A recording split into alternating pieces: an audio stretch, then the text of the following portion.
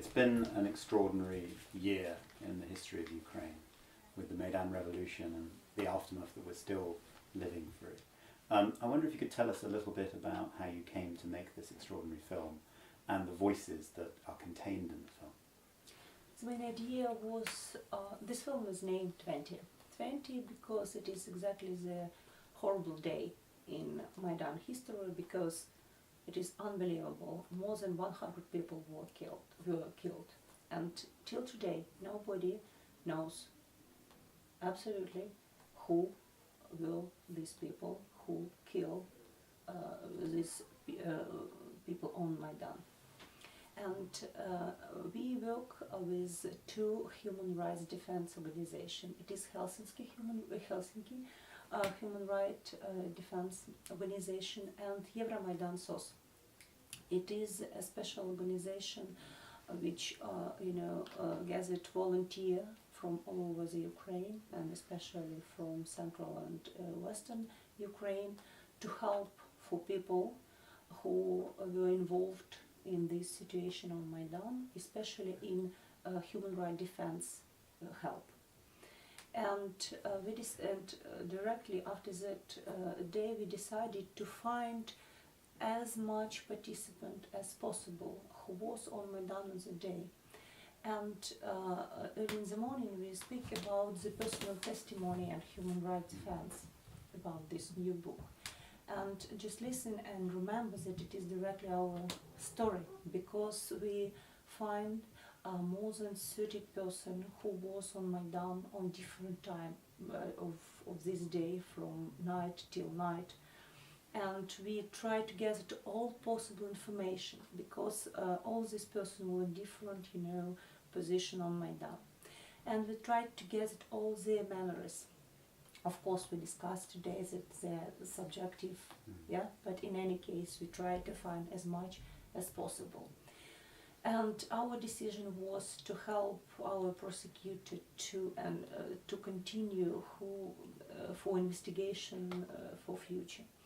And even now, we are ready to give all our materials for our prosecutor to continue and to find. And after that, and one more evidence of this very dangerous day was, filming on mobile phone. While the events were going on, because we saw, even in the UK, we saw on the news many of the events as they were unfolding. And all this, material video, people just put on YouTube. Right.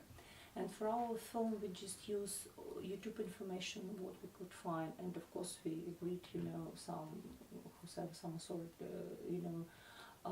who was the author, we agreed with them to use these materials. And our film consists from,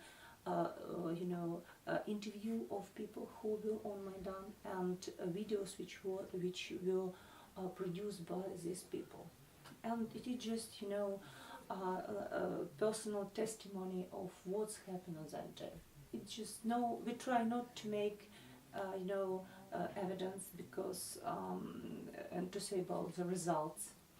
And that there are different points of view what happened, but the most interesting point of view was that Russia was initiating this, but nobody knows still today who was.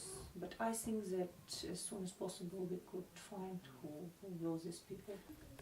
So the idea is it's a double kind of document. It's both a record of the events for the people who were involved, a witness, but it's also possibly part of the prosecution and cases that might still come about. So your intention was to try and achieve both those things. Yes, absolutely, because we produce this film with organizations which take care about the human rights defense, and that is why our idea was to get it as much as possible just facts. Just ask people where you stay, could you show where was the position of your colleague, what you see, how many people you help to take from this, this huge situation. And we try to combine facts, video, which was done by, like, personal testimony, which is on this one. Now, that day, in many ways, was a turning point in the revolution. It was a turning point for Ukraine, and we're still living through the consequences of it. What's your feeling about where we are now in terms of the relationship between Kiev and the West and the east of Ukraine? And do you feel, are you optimistic that there can be, firstly, an end to the anti-terrorism operation, and then after that, a conciliation process that brings a united Ukraine once more? In the future history textbooks, I think the events of 2004, the Orange Revolution, and the events of 2014, the Revolution of Dignity, Euromaidan, would be seen as the one moment. But as we are living now, I think it is important and still possible to recognize what is common and what is different. That's why to answer your question, I think we start as a point of departure, clearly recognizing what happened in 2004, the Orange Revolution. And the Orange Revolution was a defining, I believe, moment for the Ukrainian modern history, because through peaceful demonstration, people protested against the attempt to steal democracy. So that was the defining moment that was peaceful and people won. So in this way, Ukraine defined itself as a European country looking for the future. And there is an old saying that was very popular at the time of the Orange Revolution. Then freedom is when people could speak freely, but democracy is when the government listens. So what happened, unfortunately, after 2004, that successive governments didn't listen to people. And many people were disappointed by what followed. And that frustration also resulted in the popular uproar after so many promises were given. And by the 2014, Ukraine was defined by Transparency International as the most corrupt country in the modern Europe, 144 out of 177. So that popular uproar, when people were not listened to, resulted in the Revolution of Dignity. Ludmila did a number of documentary, and she did documentary about 2004 Orange Revolution. If you look at the cover, you see leaders. So that was revolution about leaders. People were looking who will lead them to this future. Yulia Tymoshenko, I think the most recognizable face of the Orange Revolution, was there. By the way, this is, right. You see those leaders. While the Revolution of Dignity of 2014 was about people.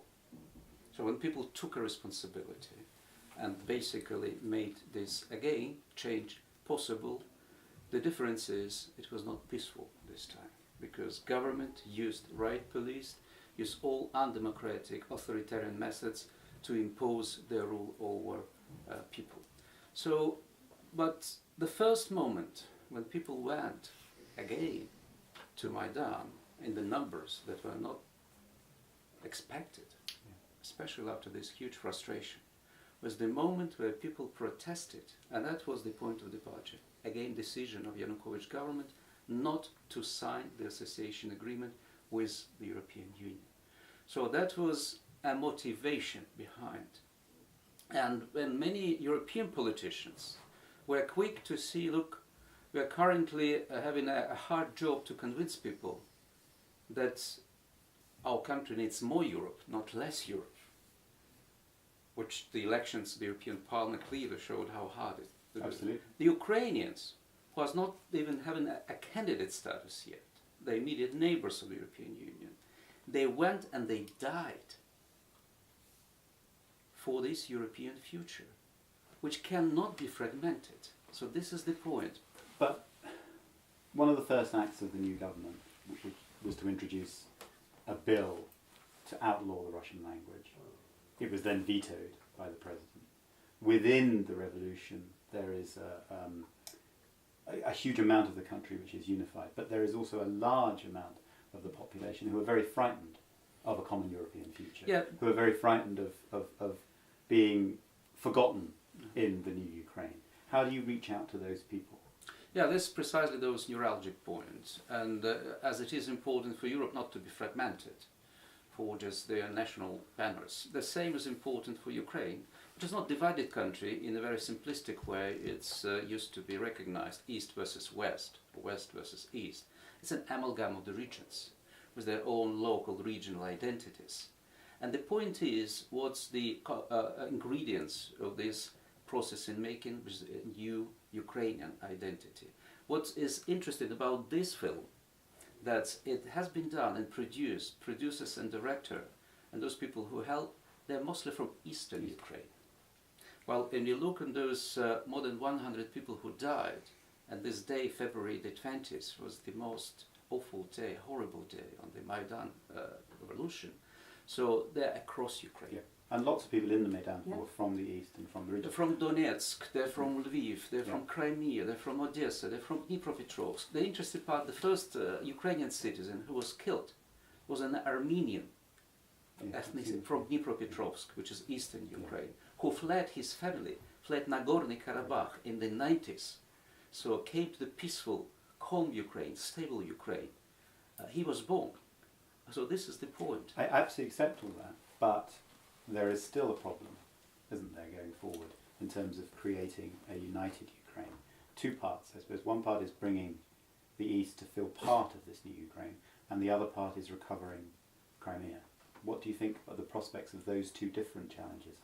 Yeah, we could continue, because if you look for Ukraine, it is divided not because of language, truly speaking. Because, for example, my mother was born in Russia, my grandma was born in Russia, my mother is teacher of Russian language, 40 years. And literature. And literature, of course. Russian. And when Putin says that he won't come, she's very intelligent, small woman, and she said, I will take gun and to protect my mother. And it is very important for people who live in Donbass. It is not the problem of language, it seems to me. I think it is the problem of Soviet mentality, which was the bad.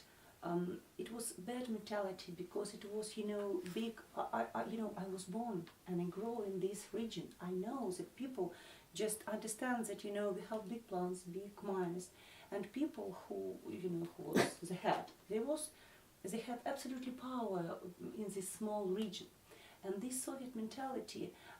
It is a change now. It is a change of the Soviet mentality, because for them, they're not worried about the Putin. They don't want to be Putin in Ukraine. They just think that maybe it could be like in Soviet Union.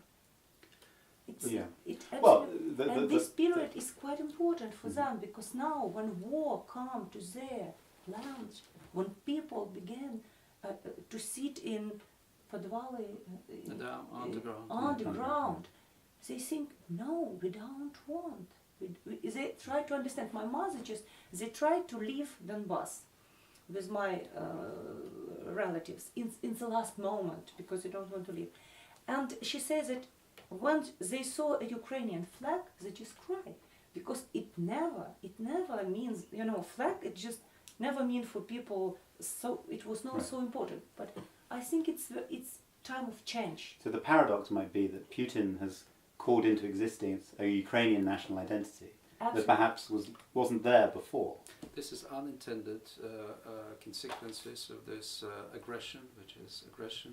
But again, it would be too simple to define that East Ukraine is about Soviet or post-Soviet mentality, while West or Center is Central Eastern European intellectual map, mental map. So it's not just that. There is an important part of that because of the historical legacy, because of the economic situation, and all the heavy industries, all industrial region concentrated in the eastern Ukraine, with the mentality which defines and basically dependent on the state subsidies. So further, these connections that existed and still exist in the Soviet time connected many enterprises in Siberia, in Urals Mountain and Donbass area. So it should not be underestimated. But they should not be defining moment for the future development. This is precisely the point when during the aggression, during the situation when people feel insecure, many usual issues they used to interpret in a very traditional way now have to be reinterpreted. And there is a courage, people have to have a courage to reinterpret. But the events force them to reinterpret, not to take the common kind of points for granted. For example, if you take the issue of language, so linguistic policy, never ever in Ukraine linguistic policy or language was a marker that's divided people. So if you look at the public opinion polls, whether it's electoral calendar or beyond electoral calendar, it's very low. There were never ever examples when people were hired just because they were speaking Russian or Ukrainian, fired Russian or Ukrainian language. So in this sense, it is very liberal linguistic policy, open linguistic policy. But what is true that there are myths, there are stereotypes, and there is also a historical narrative which defines whoever from Western Ukraine as anti-Eastern Ukraine. For example, quite an unexpected situation. So my favorite football team, and I'm from Donetsk too, is Shakhtar Donetsk.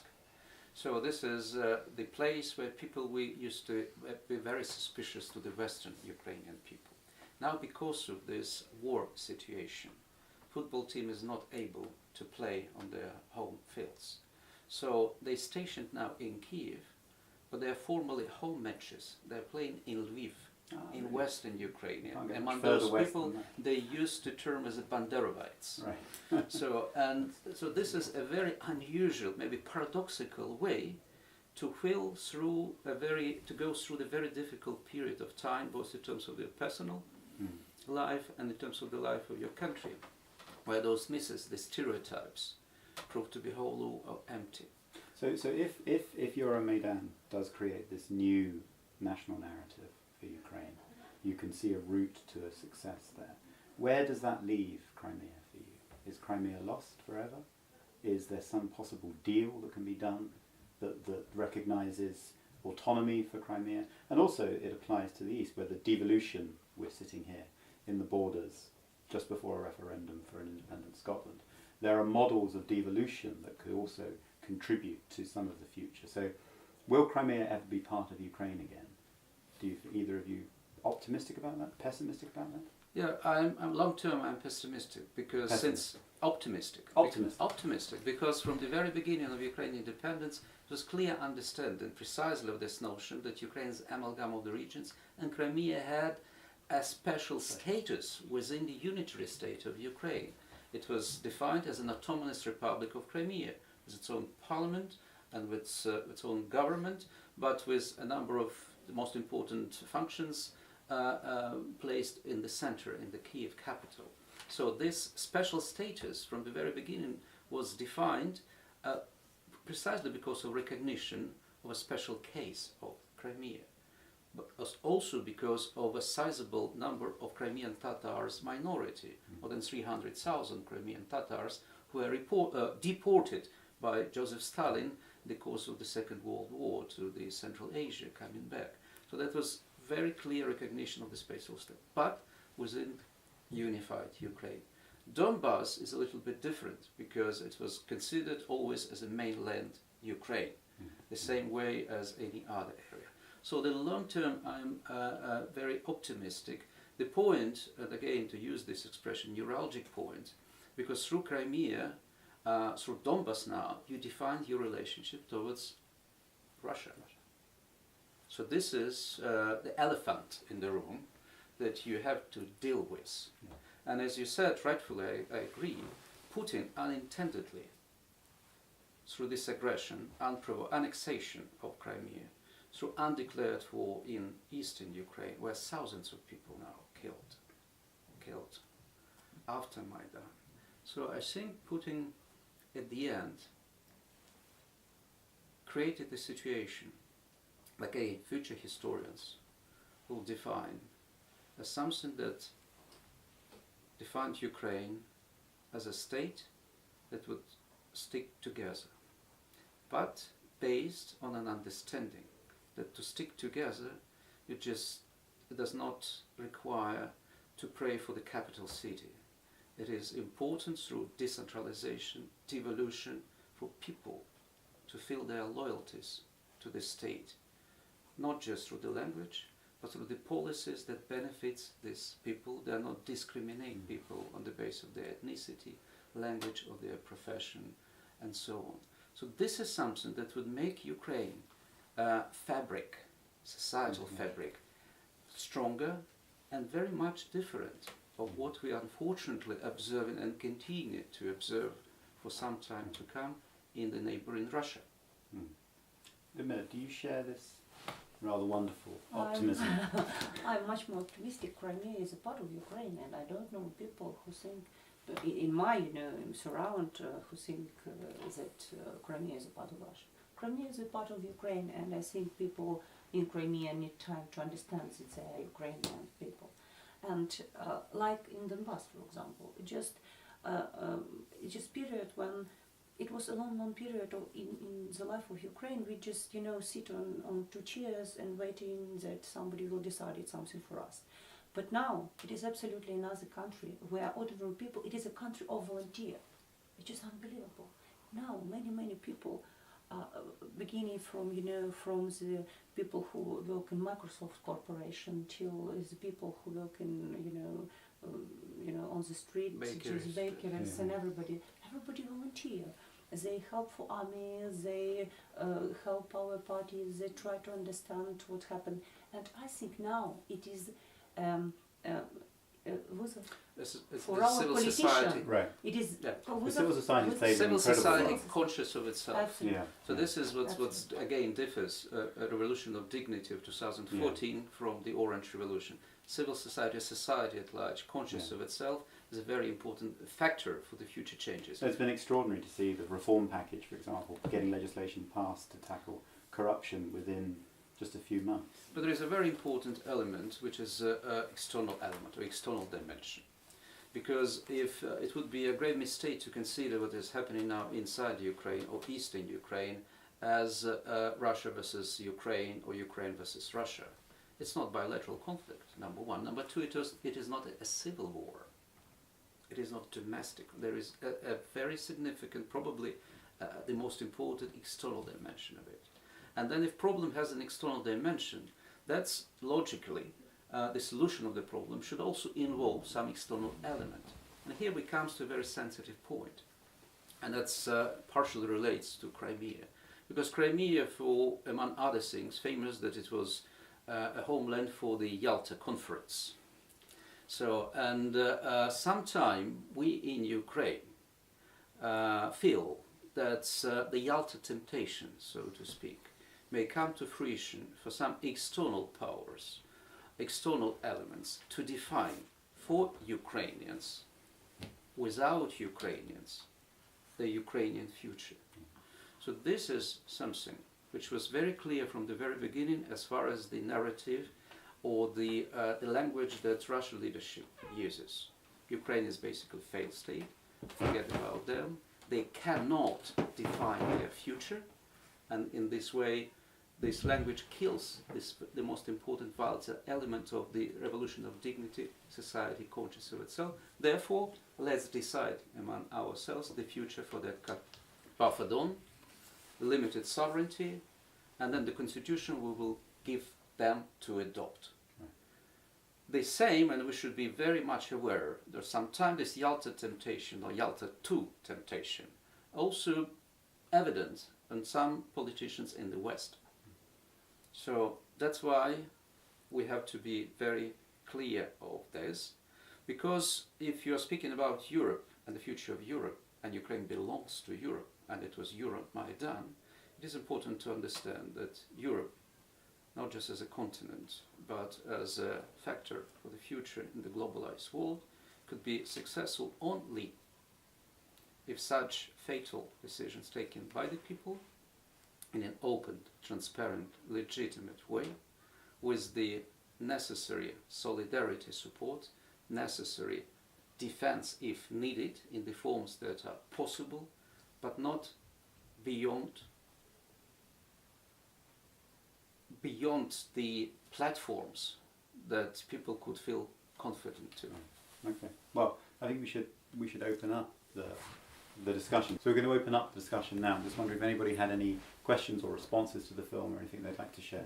Has there been any pressure put on you after the film has come out about trying to suppress what you've shown, or? No, nobody tried to make a pressure because just everything changed, and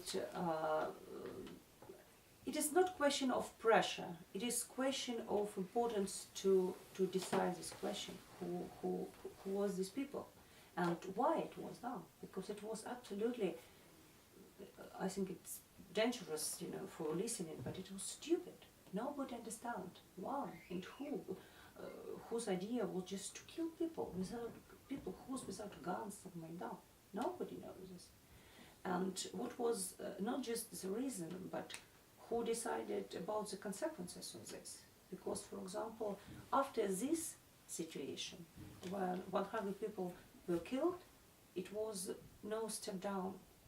It was impossible to be with Yanukovych in power, because if you remember, we had agreement with European leaders, Ukrainian leaders like Yanukovych, opposition leaders, you remember, and that Yanukovych will be in Ukraine till December of this year, and after the election or something else. But after that, when people were killed, it was impossible, because it was a step back, and people cannot forgive and cannot, One of the most popular theory, but still needs to be proved with the facts, was that Vladimir Putin was not happy with the way how Ukraine president at that time, Viktor Yanukovych, dealt with the people's protests. He directly encouraged him to silence, using all the instruments, including force, to stop it. And then while he was still reluctant, so one of the kind of theories goes that to help him, the pretext has to be created, the further escalation. So, and this escalation happened with killing of people with the most absurd situation. They were not going to storm the administrative building, they're just on Maidan. So they're not doing any aggressive things like that, but they were intentionally shoot down, and also the characters of this is special. It shows that it was trained people who did it. So one of the theories goes that's the situation or pretext to create for president and to finally fear that would go and escalate, to use the force to stop. Then there is also the theory that's some of the extreme part of protesters, those who are not happy with the behavior of the mainstream of Maidan, using the same arguments just to escalate, use this. But that's precisely the value, I believe, of this film, to try to consider these facts in a very impartial, in a way, create a chronology of this February 20th, how that happened. And then, but for justice to triumph, it is important, and it didn't happen yet, for the prosecutors, the courts, to take this further. And this is the issue. And is behind your question a worry that there may be forces in Ukraine who don't want to find the truth or find the answer? Yeah. That maybe it's a question that nobody really wants to know what the answer is. We work with Euromaidan and Helsinki, human defense group, and when we start this film, they asked me, Ludmila, if you find, everybody support Maidan, but if you find evidence that it was connected with people who was on Maidan, if they have connection for that, we will do this open, public. I said, no problem, let's do this. And we agreed that we will do this interview both, because it was quite important for open, for everything.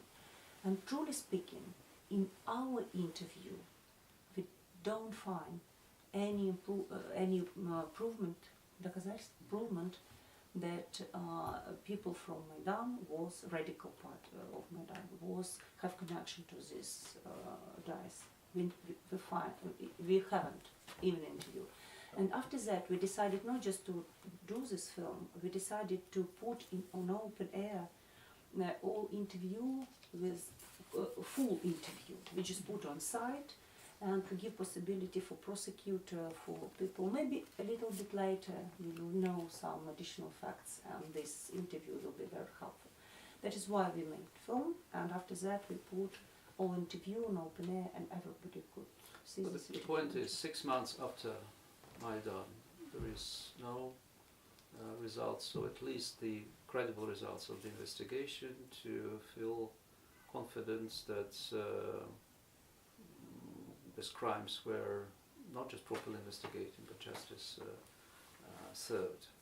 And we believe that it's not just this team, but there are other groups that are working hard to make sure that will not be forgotten.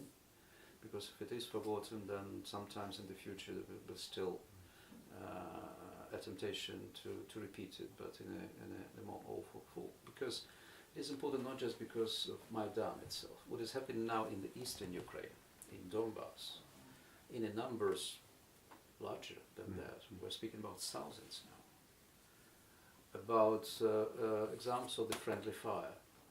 About examples when the thugs and the groups of organized crime was across the border and in Ukraine using it for just killing people. That should serve as an example that those horrible things that are happening there will not just disappear, will be not forgotten. Because, well, in Maidan we cannot speak of such group as war veterans. Well, there are veterans of Maidan, but there are going to be war veterans from the eastern Ukraine who will be coming, who will be just trying to find their own truth.